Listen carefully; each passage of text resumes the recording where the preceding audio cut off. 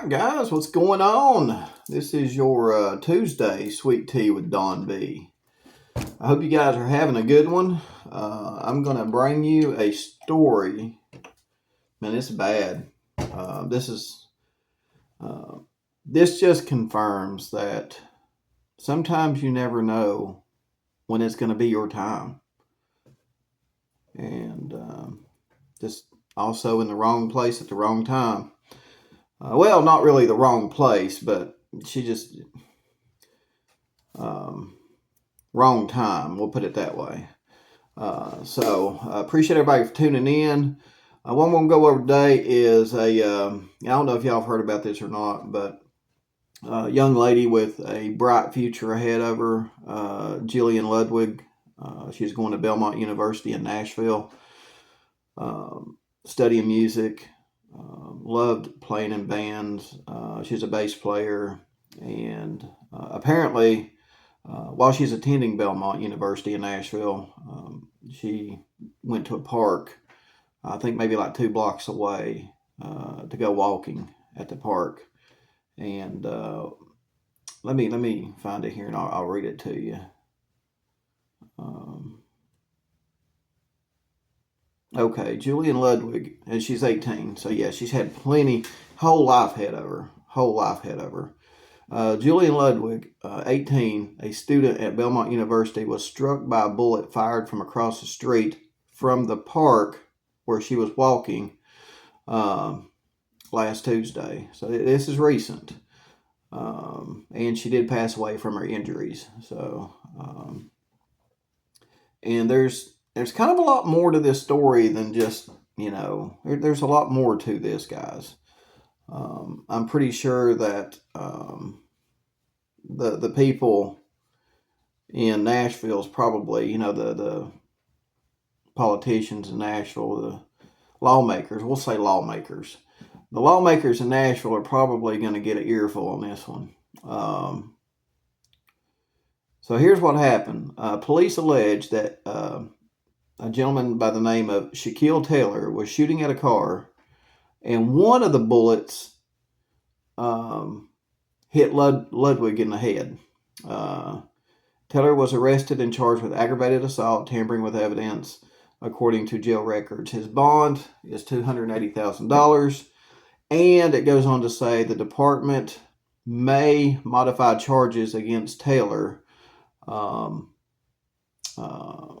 in connection with Ludwig's death. So it's not clear if he has retained an attorney or entered a plea deal. And the reason why there's more to this. He was shooting at a car across the street. One of the stray bullets went over there and hit her while she's walking in the park. Again, just timing. She had no idea this was going to play out that day. Probably just, she didn't even see it coming, which is probably a good thing. She didn't suffer, hopefully. That's why I'm saying it probably was a good thing. So I hate seeing people suffer. But again, it goes back to sometimes you just don't know when when it's going to be your time. You just don't know. I mean, she was at a park walking, enjoying the day. Bam, she's gone. Blink of an eye. Because this man was shooting at a car.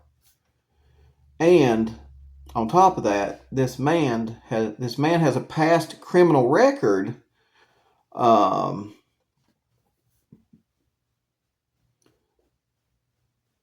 Previously charged with assault with a deadly weapon in an unrelated incident.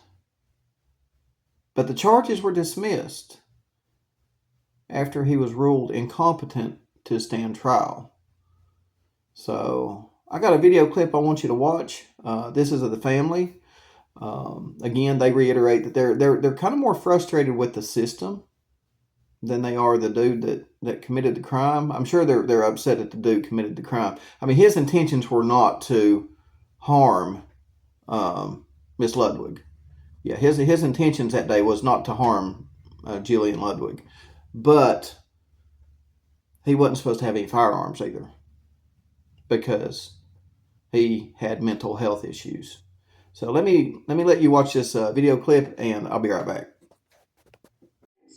It could have been prevented. Prevented, they say, if the man accused of shooting her, Shaquille Taylor, was still in custody. He was in jail earlier this year, but 3 doctors deemed him mentally incompetent to stand trial. That means he can't be prosecuted, so he was let go. Frustrated by this essentially loophole in the system that allows this to happen. If there's a determination that someone's mentally unwell, then there should be some way to handle that in a manner that won't allow them to get back out on the street. For the first time tonight, we're hearing from the parents of a Belmont student shot and killed last week. And they are angry, more at the justice system than the man accused. All right, there you go. So I have to agree here, and I do. I hope they take this to the lawmakers. I hope that this gets heard. They're already in Nashville, so I hope this gets brought before the lawmakers, because there is a law that states if you have mental health issues and stuff like that, number one, you're not supposed to have a firearm, or not supposed to be able to purchase a firearm if you've got mental health issues.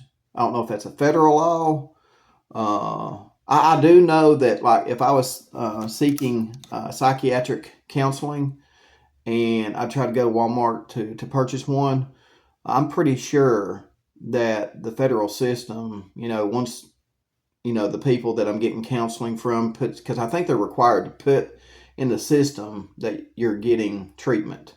So it's supposed to throw a flag when you go to purchase a firearm that says, this person does not qualify to purchase a firearm. Therefore, you're not be able to purchase. But again, when you're dealing with criminals, could have got one off the street. You know what I mean? Could have got one off the street. So, is the gun reform with the mental health thing, is it really helping? Here's a thing where if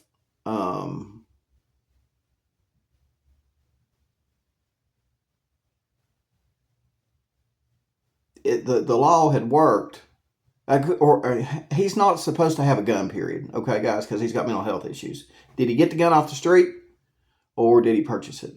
I'm gonna follow this, see what happened. I'm curious to see where he got the gun from, because that's really gonna probably, like, if he got it illegally, that's gonna be thrown up in the lawmaker's face. If he purchased it legally, I'm sure they're going to be like, what the hell? This ain't supposed to be happening. You know what I mean? So either way, this guy was not supposed to have a weapon in his possession. And she'd still been here today if he didn't have a weapon in his possession. So let me know what you think about all this, guys. Let me know what you think about all this. Again, I hope it does make its way to lawmakers. They're already, like I said, they're already in Nashville, and I think that they need to, look, and, this may be just a case of, he didn't try to purchase the weapon. He just got it off the street. Again, how do you handle that? How do you handle getting all these weapons that are already out there floating around? How do you combat that? That's got to be hard in itself. Police are already inundated with, they're up to their eyeballs in car thefts, robberies, homicide. Hey, you name it. How do they get time to, go around and maybe get all these, I'll call them black market weapons, off the street. That way people, have a hard time committing crimes that they're not supposed to be using weapons to do. You know what I mean? It's a tough one, guys. It's a tough one. I mean, they did, at least they took steps to try to keep, weapons out of the hands of people who've got mental issues. They did take that step. So we'll have to follow it and see. I'm going to follow it and see how the guy ended up with the weapon. So, but again, like the dad said, if he's got mental issues and he's violent and a danger to the public, he shouldn't have been in the public, period. He should have been locked up in a mental institution on his first offense. Yeah, granted they couldn't, they had to dismiss it because he was incompetent to stand trial. But at the same time,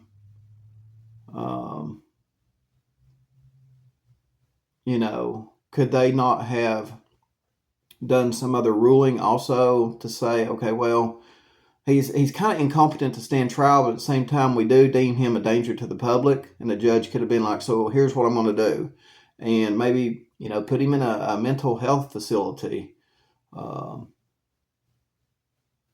again, if that had been the case, she'd still, Jillian would have still been here.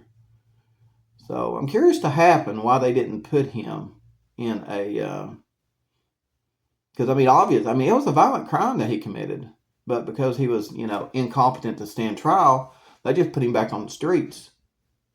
When the judge probably could have looked at the whole picture and have been like, he is deemed incompetent to stand trial, but I can't let this happen under my watch, because what if something happens down the road? And so now